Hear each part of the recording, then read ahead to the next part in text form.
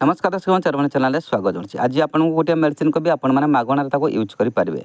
तो आपण मैंने देखिपे ये हूँ अश्वगंधा चूर्ण जोटा कि आपण मैंने मार्केट रू बनियाती दुकान अश्वगंधा गचर मूल चेर मागिले आपण मैंने आनी पाउडर कर खाईपारे नचेत आपण मैंने मेडिकल को जाई अश्वगंधा चूर्ण आनीपारे।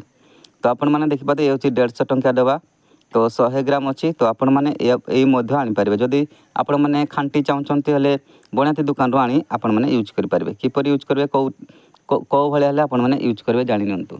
जब भी आपंकर गुड़ हाथ झिमझिम करुए तो कालुआ भली लगुए आपण मैंने बजार रू जाई बनियाती दुकान किंबा आपण मैंने मेडिकल जाई अश्वगंधा चूर्ण आनी पकातु। जदि आपंकर पसंद अच्छी तो मेडिकल आनीपारे मेडिकल आनी आपण मैंने राति टाइम रे खाई सारा पर आपण मैंने या 3 भागरू गोटे चामच रू 3 भागरू भागे खातु।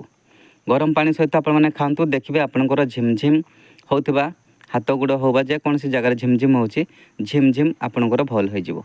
तो आपण मैंने देखिपे यही अश्वगंधा चूर्ण तो आपण मैंने आनी या खाईपारे। तो आज विदा दिंतु। नमस्कार, जय जगन्नाथ।